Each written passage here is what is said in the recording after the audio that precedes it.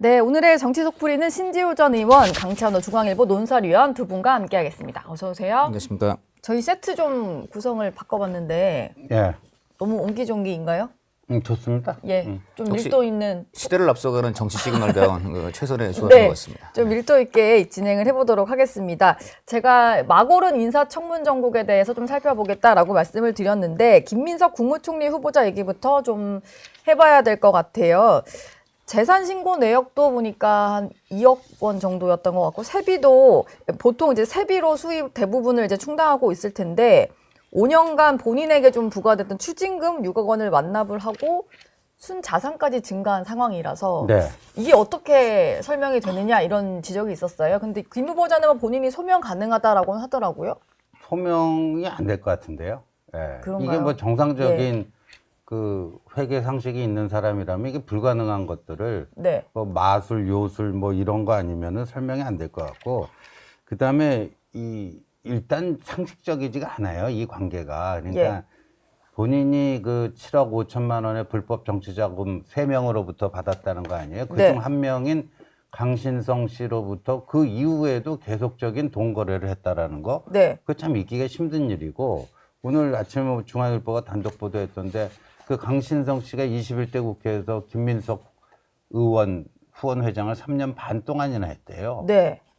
맞아요. 오늘 중앙일보 단독 네. 기사. 네, 3년 반 동안 후원회장까지 하고, 또 그 국민의힘 주진우 의원이 밝힌 바에 따르면 1억 4천만 원 그 채무 중에서 4천만 원 강신성 씨가 빌려준 거고, 또 한 사람은 강신성 씨 회사의 감사다. 근데 암만 1천만 원이 뭐 돈 많은 사람한테는 큰 돈 아닐 수도 있겠지만 7년 동안 아무런 담보도 없이 뭐 그렇게 그냥 거의 방치해 두다시피 한 이런 거니까 이게 정상적인 돈 거래 관계라고 볼 수가 없어요. 그리고 예. 강신성 씨는 보니까 뭐 단순한 후원자가 아니고 네.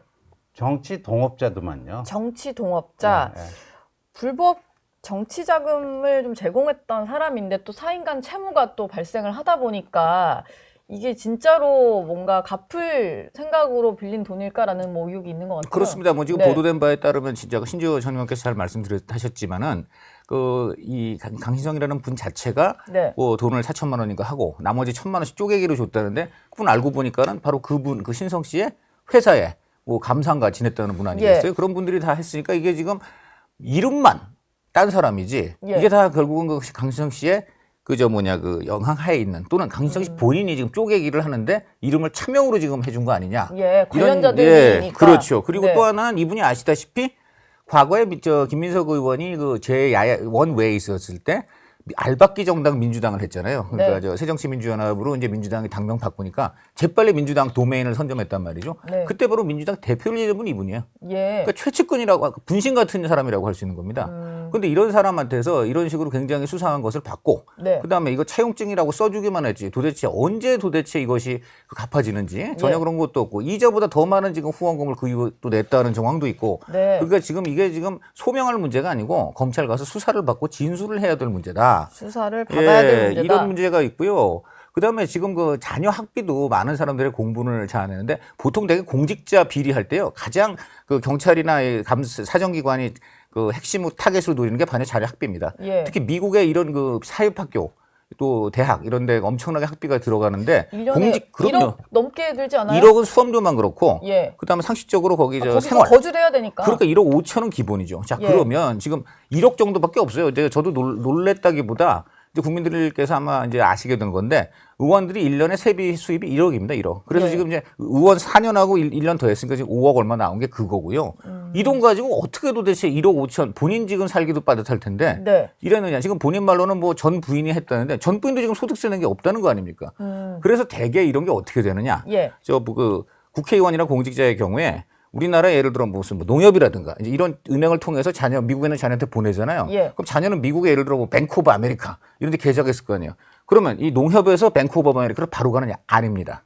중간에 한국은행이 끼어요. 예. 외환 관리에 따라서 한국은행이 다 들여다봅니다. 네. 반드시 한국은행을 거쳐서 가요. 그러니까 이거 아주 수사 쉽습니다. 한마디로 그 김민석 의원이나 김민석 의원 전 부인께서 그 자녀한테 얼마 보냈나? 네. 다 나와요. 예. 그러니까 그게 만약에 소액이거나 안 보냈거나 이런 게 나오면 이거 제3자가 보냈다. 내지 거기서 현지에서 누가 도와줬다. 네. 여러 가지 다른 의혹이 추가될 수 있습니다. 예. 뭐 청문 과정에서 다 소명하겠다라고 김민석 후보자는 얘기를 하고 있는데 그러면서 또 말을 한 게 정치자금법 위반 사건은 표적 사정의 성격이 농후하다. 이게 지난번에 기자간담회 때도 본인 추징금 완납한 걸 얘기를 하면서 오히려 검찰의 과거 행태를 좀 돌아볼 수 있는 거다. 뭐 이런 얘기를 했어요. 이게 뭐 어떤 의미일까요? 아니 그러니까 본인이 그 억울하게 당했다 그러면 나는 무죄다. 나는 뭐 검찰이 기소도 잘못했고 네. 법원이 판결도 잘못했다. 이래야 되는데 무죄 주장은 못 하잖아요. 무죄 주장은 못하죠. 예. 그냥 추징금은 다 완납을 했고, 난 재수 없이 걸렸다는 거 아니에요. 예. 관행적으로 하는 건데 나만 좀 난 운이 안 재수 없이 좋았다 이런 걸렸다. 걸까요? 네. 그 얘기 하는 거예요. 그런 얘기가 지금 국무총리 될 사람이 할 수 있는 말인가요? 예. 다들 그렇게 해먹는데 네. 나만 재수 없어서 걸린 거다. 나 해먹은 건 맞다. 사실상 시인하는 거 아니에요. 네. 이 국무총리 될 사람이 할 얘기 아니죠. 제가 보기에 이재명 정부는 너무 관대한 것 같은데 이 검증 기준이 그 대통령하고 연관된 것 같아요. 대통령이 기본 정과 사범이잖아요. 예. 그러니까 기본적으로 한 정과 사범 정도까지는 그냥 검증해서 통과가 되는 건지 네. 또 그다음 각종 재판이나 의혹이 있어도 그 정도는 그냥 나중에 그 다 소명을 할 수 있다고 보는 건지 네. 한마디로 검증 기능이 뭐 윤석열 정부 검증 기능이 마비됐다고 이 비판하던 사람들 입에서 저런 소리가 나온다는 자체가 네. 정말 말도 안 되는 것이고 만약에 저런 논리라면 아니 윤석열 정부 사람들 예를 들어 김건희 여사 이런 사람들은 아 검찰이 표적으로 나를 이렇게 지금 말이야 말도 안 되는 거 하고 있다. 얼마든지 말할 수 있을 것 같아요. 저런 논리로 하면은. 예. 네.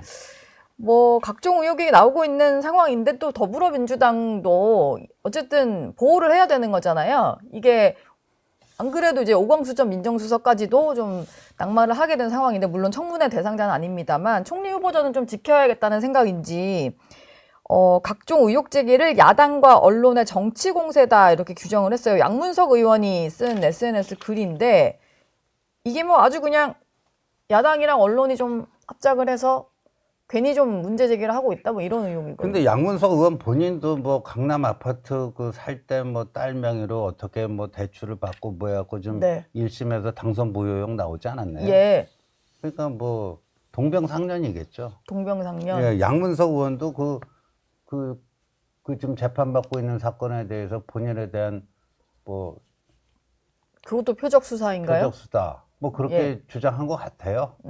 근데 참 민주당도 참 궁합한 모양이에요. 네, 아니, 그러니까 좀 커버 쳐주려고 그래도 좀 도덕적으로 하자가 없거나 네. 이미지도 좀 괜찮은 합리적인 사람이 나와서 이건 좀 너무 과한 검증 아니냐 예. 이렇게 얘기해주면 약간 뭐 물타기 효과가 있을지 모르겠는데 네. 그 양문석 의원이 나와갖고 이렇게 역성을 드니까 더 구려 보여요. 더 구려 보인다. 예, 이분 지금 혐의가 말입니다. 좀 잊어버리신 분들 위해서 다시 말씀드리면요. 양문석 의원 얘기죠? 그렇죠. 이거는. 예. 대학생이던 딸의 이름으로 2021년 4월에 말입니다. 대구 수성 새마을금고에서 11원 규모의 사업자 대출을 받아서 서초구 아파트를 샀습니다. 대구까지 예, 내려와서. 대학생 딸이 세상에 어떻게 11억 원을 새마을금고에서 빌려가지고 또 그다음에 이 민주당 가장 강남 부동산 가진 분들을 아주 적대시하는 정부 아닙니까? 예. 근데 이분이 뭐 어디서 샀어요? 지금 서초구 아파트 샀지 않습니까? 네. 그러니까 이게 지금 민주당이 하는 입하고는 정반대의 행동만 다 한 것으로 지금 혐의가 나오는데 이런 사람을 가장 무리하게 공천시킨 사람이 누굽니까? 예. 그 당시에. 그 민주당 그때 이재명 대표 비명 행사 공천 과정에서 그야말로 친명 횡재의 대표적인 사람 아니겠어요? 네. 그때 오죽했으면 김부겸 선대본부장이 저 카메라 기자들 앞에서 약간의 쇼성 발언을 했는데 당신이 이제 앞으로 한 번만 더 이러면 끝이야 뭐 그러는데 저 사실 그때 김부겸 선대본부장이 더 많은 사람들이 야 저렇게 면죄부를 주나 하는 생각도 들었는데요. 예. 자 이러니까 지금 다 이게 거기서부터 시작된 거다. 그러니까 예전에. 이 포인트는 뭐냐면요. 네. 한마디로 지금 민주당은 공천부터 시작해서 모든 게 다 범죄 혐의니 뭐니 그저 친명이면 다 덮고 넘어가는 이러한 게 켜켜이 쌓여 있다 보니까 네. 지금 이렇게 검증도 그냥 마비가 되고 그다음에 누가 봐도 수사 대상인 얘기를 소명하면 된다는 식으로 우기게 되고 네. 그래서 이 구조적인 문제가 계속 나올 수밖에 없다. 그리고 오늘 마침 국정기획위원회가 출범을 하는 날인데 이한주 위원장과 관련된 부동산 투기 의혹도 좀 불거졌습니다. 뭐 이미 좀 보도가 됐던 것도 있고 새로 나온 것도 있고 이런 것 같은데요. 부동산 회사를 세워서 두 아들에게 어린이날 선물로 증여한 의혹이 또 나오면서 이게 우리 국민들이 아빠 찬스 이런 거 되게 민감한데 자녀한테 좀 이런 거를 또 했다고 하니까 좀 특이하잖아요. 그러니까 그때 그 어린날 그때가 보니까 큰 아들은 중학생이었고 작은 아들은 초등학생이었고, 네. 그러니까 본인이 영등포에 노후화된 무슨 상가 건물 대지를 사면서 같은 날 장남과 차남에게 그 상가 한 호씩 한 채라고 우리가 보통 얘기하잖아요. 네. 그걸 사주고 그 이후에 거기에 지금 재개발이 확정이 돼갖고 진행되고 있대요. 근데 또 그 땅까지도 또 두 아들에게 땅까지도 증여를 해줬는데 네. 그 상가 두 채 장남분 차남분인데 그걸 합쳐가지고 한 업자에게 이렇게 지금 임차를 해준 모양이에요. 근데 그 기자들이 찾아가고 그 임차인하고 인터뷰해봤더니 네. 무슨 이 사무실 관련하고 소통할 때는 아들들하고 안 하고 이한주 그 뭐예요 지금 호칭이 국정기획위원장 하고 직접 한다는 거 아니에요? 네. 예. 그리고 이 분이 화려하더라고요. 한 30년 됐어요. 뭐 안 건드린 데가 없더만요. 투기에 청담동 부동산 관련해서는 예, 청담동 그 3위 아파트 그것도 이제 재건축이 돼가지고 무슨 곧 새로운 이름도 바뀌어갖고 세련된 이름으로 다시 하던데 뭐 거기부터 시작해 부인이 무슨 또 뭐 상가도 뭐 여기저기 건들고요. 그러니까 예. 부동산 상가 뭐 그 또 토지 뭐 그 종합 세트예요. 종합 세트 거의. 근데 이런 분이 이분이 이제 가천대학교 옛날 그 경원대학교였죠. 그 교수 시절에 성남에서 인권운동하던 이재명 변호사를 알아갖고 그때부터 오랜 동지예요. 그리고 네. 사실 그 이재명이 브레인 아니에요? 뭐 이재명 기본사회, 그런 거 기본소득. 짠 네. 사람. 기본소득, 기본주택. 기본주택 주청자인데 이 기본주택이 아니고 뭐 화려한 부동산 자기 이 투자의 네. 규제인가요? 네, 뭐 그러니까 네. 거의 근데 이제 제가 이제 이게 이한주 위원장도 위원장이지만 위성락 안보실장도 뭐 보니까 여기저기 뭐 한 대여섯 채 뭐 부동산 물건 갖고 있고 네. 그 시세로 최하가 지금 80억이고 그 임대료 수입만 월 1,400만 원이래잖아요. 그래서 제가 보니까 MB 초기에 그 강부자 논란이 있었잖아요. 그 탤런트 강부자 씨가 아니고 줄임말이었잖아요. 예, 강남 땅 부자, 뭐 부동산 예. 부자, 그리고 왜 소망교회. 그 그건 고소영. 고소이군요. 예. 그거하고 다른 거고. 죄송합니다. 네. 강부자는 그때 왜 장관 그 지명자 중에 한 분이 나는 땅을 사랑해요 해갖고 국민의 영린을 건드리고 네. 그게 이제 초기에 이명박 정권 좀 휘청하는 그런 게 됐는데 그리고 저 문재인 정권 때 문재인 정권이 확 이렇게 내려가기 시작한 게 강남의 똘똘한 한 채에 집착하는 문재인 정부의 고위 공직자들. 그렇지 노영민 비서실장도 그랬고 네. 그 민정수석 김조은 민정수석은 강남에 똘똘한 한 채가 아니고 두 채가 있었는데 두 채를 다지시키기 위해서 민정수석직을 그냥 미련 없이 내던지고 예. 대통령 최고 비서직보다 네. 강남의 한두 채가 더 중요한 거죠. 강남의 네. 두 채를 네. 지켜라. 그러니까 그러면서 지금 이게 무너지기 시작한 거예요 정권의 네. 지지도가. 근데 지금 그 비슷한 양상이에요. 이거 한두 사람이 아니에요.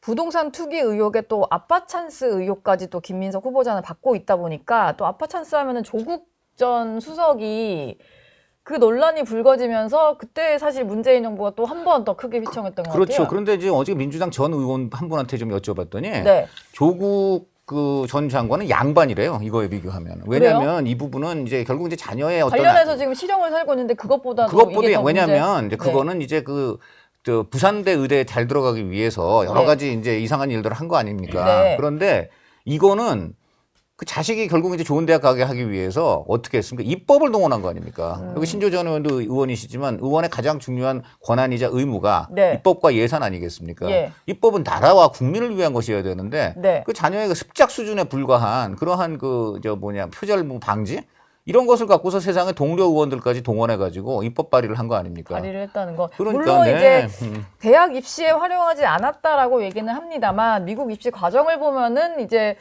활용이 되지 않았을 수 없을 그렇죠. 것 같다. 이런 어쨌든 얘기들이 그리고 좀 뭐 있지요. 그 네. 대학이 관련 없이 그 자체로 어쨌든 자녀 스펙에 뭔가 도움이 되기 위해서 했다고 하는 것은 뭐 틀림없는 어떤 그 상황일 것 같은데 네. 그걸 위해서 세상에 그 국회의 입법 기능과 동료 의원들 발의가 쉽지 않아요. 그것도 네. 얘기 들어보니까 뭐 같은 당이니까 쉬울 것 같아도 안 그렇습니다. 다 계산하고요. 서로 다 자기하고 다 교환하고 그렇습니다. 예. 그런 중요한 그런 입법 과정을 네. 이렇게 그 자녀의 그런 아주 초보 습작 수준에 불과한 그런 내용을 가지고 세상에 했다는 것은 벌린 입이 다물어지지 않는다. 이렇게 말씀드리겠습니다. 알겠습니다. 근데 인수위원회 없이 출범을 해서 뭐 그렇다라는 얘기들을 조금 그 여권에서는 하고 있는 것 같은데 뭐 검증 시간이 부족했을 수 있다는 거는 좀 동의를 합니다만 그래도 비슷하게 뭐 부동산 문제라든지 뭐 이런 게 반복이 된다면은 기본적으로 검증 시스템 자체에 약간 구멍이 있다라고 봐야 되는 게 아닐까요? 그렇죠. 그 오광수 이제 전 민정수석 낙마했지만 본인이 그 자기 그 차명 부동산 있다고 신고했다라는 거 아니에요. 예. 검증 과정에서 네. 뭐 그 정도야 괜찮다. 그러니까 우리가 작년 총선 공천 때 뭐 친명 횡재, 비명 횡사 그랬는데 친명 횡재가 아니고 친명이면 그냥 무죄인 거예요, 그냥. 예. 예. 치명이면 죄가 예, 친명 무죄예요. 없어지는 예. 거니까.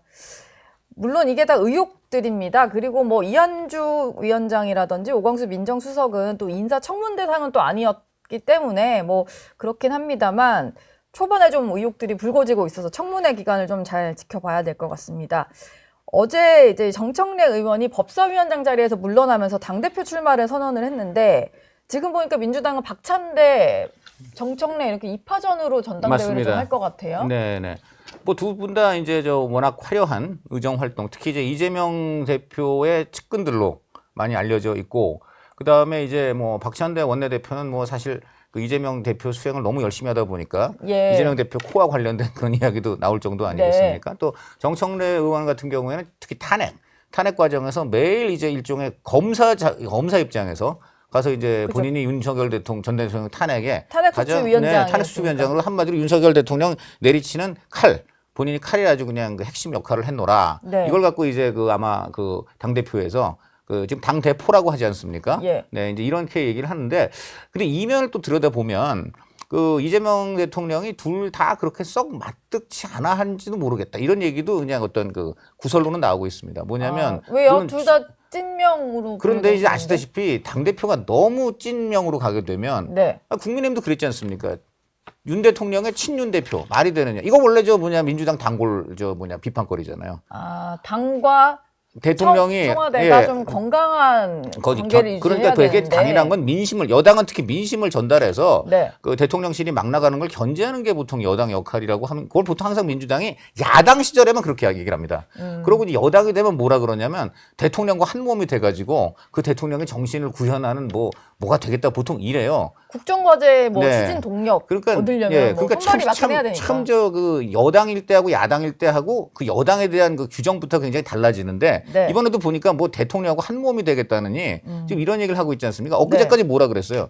용산의 거수기가 국민의힘이 용산의 거수기가 되면 안 된다 하던 당입니다. 그러니까 이거 자체가 이재명 대통령 입장에서도 조금 부담스러울 부분이 있고 조금은 뭐라 그럴까 색채가 엷으면서 국민의 입장도 좀 대변을 해주는 것처럼 보이면서 예. 이런 사람이 좀 나왔으면 좋겠는데 문제는 민주당이 너무 친명 위주로 이렇게 운영이 되다 보니까 이제 그런 게 하나 있고 네. 결국 두 사람의 지금 과제는 뭐냐면 비호감이에요. 두 분 다 이제 두 사람 다 이제 아마 개딸 이런 분들한테는 굉장히 또 인기를 얻겠지만 네. 또 중도층 국민들이나 이런 사람들한테는 비호감도 상당히 많기 때문에 이 비호감을 얼마나 극복하느냐 또 찐명의 어떤 지나친 이제 대통령과의 연계 어떻게 차단하느냐 이게 이제 과제가 되겠 같습니다. 예. 근데 저는요, 이거 이렇게 봅니다. 지금 뭐 사법을 장악하려고 하니까 이제 야당에서 또 이제 시민사회에서 이게 상권 분립을 훼손하는 거다 이런 건데 이 문제는요, 어떤 문제로까지도 이제 연결이 되냐면 정치학자들에 따라서는 이제 보통 우리가 자유민주주의 정치 시스템 할 때 삼권 분립 얘기하잖아요. 네. 근데 이제 의원 내각제를 이권 분립이라고 분류하는 정치학자들도 있어요. 왜냐하면은 그게 입법부가 그러니까 이 당이 집권 여당이 다 내각으로도 다 들어가잖아요. 의원 내각제니까. 의원이 장관을 예. 하죠. 네. 그러니까 입법과 행정이 한 몸이 된다 이거예요. 그래서 그걸 이권 분립이라고 분류하는 일군의 정치학자들도 있어요. 네. 그런데 지금 사법부를 완전히 장악하려고 하고 있잖아요. 그죠? 근데 이 입법부가 집권 여당이 기존에 우리는 뭐 친정체제다. 뭐 청와대 여의도 출장소다. 이 저 집권 여당이. 네. 근데 이거는 그런 정도가 아니고 그냥 수직 계열화된 거예요. 이재명 1급 체제는 그대로 이어집니다. 근데 이재명이 당대표에서 대통령이 된 거 그거 하나가 달라진 거예요. 예, 그러니까 거기로 완전히 1급 수직 그 하나의 그게 시스템이 생기는 겁니다. 네. 그러니까 입법부 행정부가 완전히 한 몸이에요. 예, 한 몸이고 거기다가 이제 사법부까지도 장악하려고 하는. 예. 그러니까 이거는 이제 상권 분립이 이권 분립도 아니고 이제 완전히 예. 제일 걱정되는 게 하나가 재헌절을 지금 상당히 이제 사람들이 눈여겨봐야 될 것 같은데 예. 지금 이화영 전 부지사가 네. 뭐 지금 시민 단체들 입장을 막 본인하고 이제 연결시켜가지고 본인의 지금 사면을 압박하고 있지 않습니까? 네. 이게 지금 그 시민단체들 주장이 재헌절을 하자는 거거든요. 재헌절 사면이라는 게 저도 있나요? 처음 들어봤습니다. 그리고 네. 재헌절은 지금 보통 광복절 광복절이고요. 그다음 재헌절은 국경일이긴 하지만 지금 휴일도 아닌 상황이에요. 네. 물론 굉장히 중요한 날입니다. 예. 그리고 대부분 지금 보면은 헌법적 가치를 훼손하거나 그런 분 혐의로 지금 지금 형을 받고 사는 분들이 많아요. 이화영 전 부지사의 경우도 지금 대북 송금 아닙니까? 예. 우리나라 헌법 가치. 지금 북한하고 지금 내통했다는 지금 이런 의혹을 갖고 있는 범죄인데 네. 이것을 더군다나 재헌절 특사로 좀 해달라라는 것이 아이러니하고요. 네. 근데 지금 문제는 뭐냐면 이화영 전 부지사가 재판을 이거 말고도 여러 개 받고 있어요. 그리고 지금 7년 8개월은 외환관리법에 불과하고요. 네. 그다음에 이 800만 불 자체를 이제 제3자 뇌물로 받은 데다가 네. 5억 얼마 되는 정치자금법 위반 등은 형량이 더 셉니다.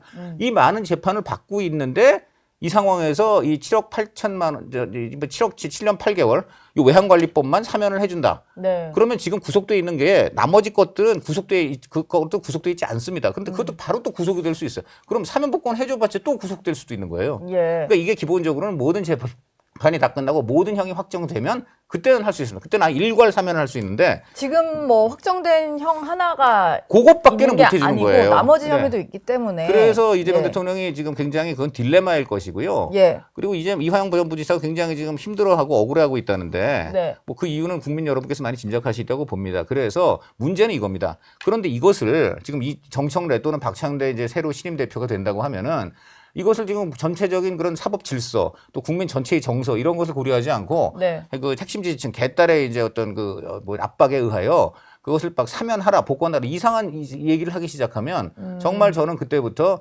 초반부터 큰 정권의 위기가 닥칠 것이다 이렇게 봅니다. 네. 오히려 너무 강성 친명들이 당 지도부가 됐을 때의 네. 어떤 이제 생길 수 있는 문제들을 말씀을 해주셨습니다.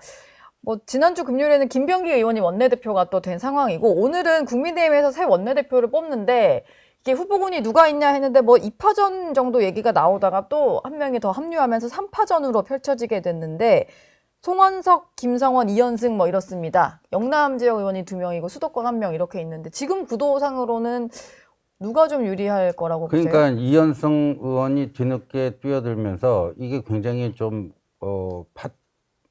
요동을 치는 것 같아요. 예. 판세. 네. 왜냐하면 수도권 대 영남, 뭐 친윤 대 친한 이 구도였는데 이제 부산 사선의 이현승, 그러니까 범친윤으로 분류되지만 송원석 의원에 비해서 친윤 색깔은 넓어요. 여튼. 여튼 그리고 본인이 중도를 표방을 했어요. 나 예. 이쪽 저쪽 아니다. 그러니까 지금 뭐 친한 김성원, 친윤, 송원석, 뭐 중립, 이현승, 뭐 오늘 동아일보는 또 그렇게 네. 타이틀을 뽑았는데 예.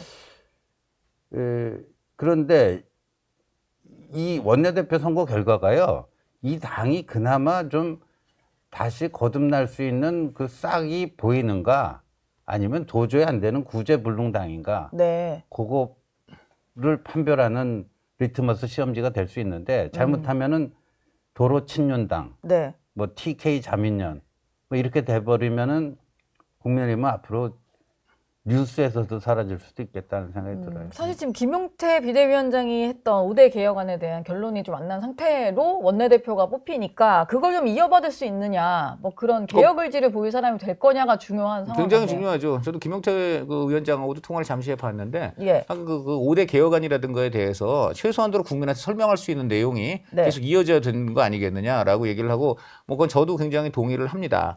그리고 지금 이 원내대표가 굉장히 그 국민의힘이 민주당보다 어떤 더 중요한 게 원내대표 이 국민의힘 같은 경우는 지금 사실상 비대위원장 체제이기 때문에 네. 원내대표 굉장히 중요해요. 이 원내대표가 6월 30일 날 당원 당규를 이제 명분으로 김용태 체제를 이제 없애버릴 수도 있어요. 그리고 이후에 비대위 체제로 갈 거냐 아니면 내가 원내대표가 잠시 그 어떤 직대를 하다가 뭐 전당대회를 전당대회 할 하느냐 거냐. 등등 하기 때문에 굉장히 당의 명운을 굉장히 단순한 원내의 지도자가 아니다. 예. 이런 관점에서 그 의원들이 굉장히 현명한 선택을 해야 된다. 특히 친윤 이제 정말 윤시행 레짐이라는 그런 어떤 그 낙인이 계속 찍히게 된다면은 그 국민의힘은 지금 민주당이 보여주고 있는 숱한 인사 어떤 의혹이라든가 예. 이런 하여간 이런 좋은 호재를 국민의 입장에서는 네. 전혀 활용하지 못한 채 나락으로 갈 수 있다 이렇게 보겠습니다. 알겠습니다. 뭐 국민의힘까지 원내대표 뽑으니까 오늘 결과를 한번 지켜보도록 하고요. 특검이 이제 특검은 임명이 됐고 특검 사무실 구하는 거 그리고 특검 인원들 이제 꾸리는 거 이게 지금 작업이 진행되고 있는데 국민의힘에서는 이게 너무 대규모로 특검이 3개나 굴러가게 되다 보니까 거의 이제 괴멸을 시키겠다는 목적의 정치보복성 특검이다라고 보고 있는 것 같아요. 실제로 좀 분위기가 그런가요? 뭐 누가 어떻게 될지 모르겠다 이런 좀. 과한 측면이 있는데 그런데 지금 국민의힘이 그래도 제1야당이고 뭐 몇 달 전까지 집권 여당이었잖아요. 근데 좀 자초한 측면도 있어요. 예. 꽤 있어요. 그다음에 민주당이 이걸 또 너무 과하게 드라이브를 거는 것도 있지만 또 그런 점도 있는데 네. 사실 국민의힘 입장에서 보면 파출소 피하려다가 검찰청 만난 격이에요. 파출소를 피하다가. 왜냐하면은 그 윤석열 정권 시절에 모든 특검에 대해서 아주 경기 반응을 일으켰잖아요. 네. 모든 특검에 대해서. 뭐 김건희 특검은 물론이거니와 최상병 특검에 대해서까지도 특검의 이 특자만 꺼내도 뭐 배신자 취급하고 네. 그런 식의 경직적인 자세. 그게 결국은 이렇게 좀 화를 키운 측면도 있어요. 그래서 오히려 그때 협상을 해서 독소 조항이라도 그렇죠. 제거를 했어야 된다. 지금 말이죠.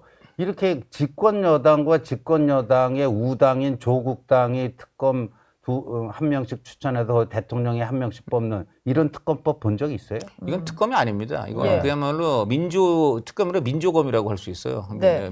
그래서 민주당의 검찰인가요? 민주당 네. 그리고 조국개혁당의 검찰이지. 예. 왜냐면 특검이란 건 여야가 합의를 해서 국민들이 공정하고 객관적인 수사가 가능하겠다 기대를 해야 되는데 네. 누가 봐도 이게 지금 초록은 동색이라고 두 당이 추천한 사람이 한다는 거 아닙니까? 네. 뭐 면면에 대해서는 좀 어떻게 보셨나요? 그 면면도 그래요. 이제까지 어떤 정권에서 어떤 의도가 있지만 그거를 이렇게 공공연하게 이렇게 내비쳐질 정도로 그런 식으로 특검을 고르지는 않았어요. 예. 비교적 법조계 내에서 신망이 있고. 저 사람은 좀 이렇게 좀 신중한 사람이고 이렇게 객관적으로 어디 치우치지 않으려고 노력하는 사람이고 네. 뭐 이런 사람이라고 하는 평판이 있는 그런 사람을 이제 특검으로 내세우는데 지금 노골적이잖아요. 이건 노골적. 근데 이제 국민의힘이 좀 자초한 측면도 있다. 저는 네. 좀 성찰적 측면에서 그 말씀을 드리고 근데 이게 굉장히 애매한 게요. 특검을 통해서 진상규명할 건 해야 됩니다. 네. 근데 진상규명을 하는 과정에서 정치보복이 일어날 수가 있어요. 그러니까 과유불급이라고 이게 이 수사라는 게 그렇잖아요. 네. 가다 보면 그렇고 이게 세 개의 특검이 지금 동시에 진행되는 건 또 초유예요. 그렇죠. 근데 보세요. 2개까지 본 것 같은데. 예, 그러니까 내란 특검이 60명으로 제일 많은데 내란은 지금 벌써 그 12.3 계엄 발생 이후에 공수처, 검찰, 경찰 세 수사기관이 서로 경쟁적으로 붙어가지고 이걸 막 수사를 해댔고 예. 그리고 그 지금 이제 윤석열 전 대통령 재판으로까지 와 있는 상태 아니에요. 물론 추가적으로 더 진상규명해야 될 것들이 있을 거고 새로운 몰랐던 사실들이 발견되는 것도 있을 텐데 제가 봤을 때는 검사 40명이 투입된 이 김건희 특검 있잖아요. 예. 이게 그 수사하는 사람들 입장에서 보면 보물 창고 같을 거예요. 보물창고. 그리고 굉장히 스토리 자체가 그 대중의 이목을 좀 집중시킬 만한 좀 야한 스토리들이 굉장히 많이 나올 거예요, 여기서. 예. 무슨 뭐 명품 가방도 뭐해서 뭐 어떻고 저떻고 막 이런 뭐 얘기들 무속과 관련된 얘기들 그러면은 이 특검들 사이에서 묘한 경쟁 심리가 붙을 거예요. 네. 성과를 특검들. 내야 되니까. 그렇죠. 그러니까 저 검사 40명 투입된 김건희 특검은 매일 뭐 큰 것들 한 번씩 팍팍 터뜨리는데 내란 특검 뭐 하고 있냐 뭐 이렇게 되면 서로 오버하게 돼 있고 네. 그 과정에서 이제 좀 과잉 수사가 발생할 텐데 그러니까 국민의힘이 이게 대처하기 쉽지가 않은 게 진상 규명에는 어느 정도 협조하는 게 맞아요. 근데 도를 넘은 수사 어디부터가 이게 좀 과잉 수사고 정치 보복성이냐 예. 이거 판단하는 게 이렇게 쉬워 보이진 않아요. 특검 네. 주장 중에 가장 이제 사실 또 그 기존의 민주당 입장하고 다른 것이 매일 브리핑을 거의 할 수 있게 했단 말이에요. 원래 민주당이 그 야당 시절에는 뭐라 그러냐면 네. 검찰이 또 언론에 흘려가지고 오늘 민주당 뭐 의원이 수사받고 있다는 게 나왔다는데 이게 최종적으로 기소될 때까지 이게 어떻게 나올 수가 있느냐. 예. 피의사실 공표 절대 안 되고 흘리기 망신 주기 안 된다 그랬단 말이에요. 근데 지금 매일 브리핑을 지금 하게 한다는 거는 말 그대로 이제 본인이 그렇게 비판했던 걸 본인들이 하겠다는 거 아닙니까? 네. 그러니까 이게 왜 그러냐. 아마도 본인들의 이제 인사 의혹이라든가 이런 것들을 이걸로 덮을 수 있다. 그런 또는 덮어야 되겠다 예. 해가지고 이제 거의 매일 이게 지금 아직 확실히 수사 윤곽 뭐가 윤곽도 안 나왔는데 터뜨리거나 네. 이런 또 무리수가 나올 수가 있습니다. 이것도 굉장히 앞으로 경계돼야 될 부분입니다. 네. 예. 홍준표 전 시장이요. 3대 특검과 관련해서 죄 없는 희생자가 나오지 않기를 바란다라고 했는데 이게 검사 출신의 촉이 온 건지 좀 나올 수 있어 보인다라는 생각을 하신 걸까요? 안 나오면 이상하겠죠. 지금 예. 이 정권 하는 기세로 봐서는 안 나오면 이상할 겁니다. 예. 알겠습니다. 두 분이랑 얘기하다 보니까 시간이 정말 훌쩍 가네요. 오늘 두 분 말씀은 여기서 마무리하겠습니다. 감사합니다.